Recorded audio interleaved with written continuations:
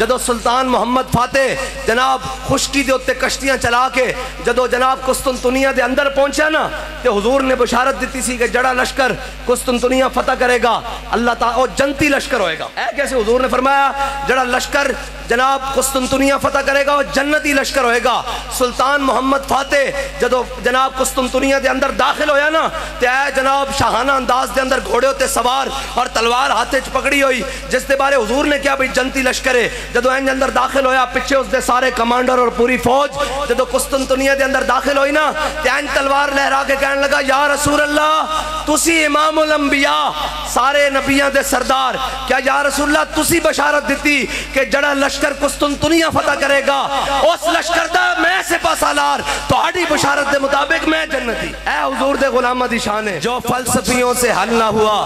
جو نکتہ بروں سے کھل نہ سکا وہ کھول دیا کملی والے نے چند اشاروں پر.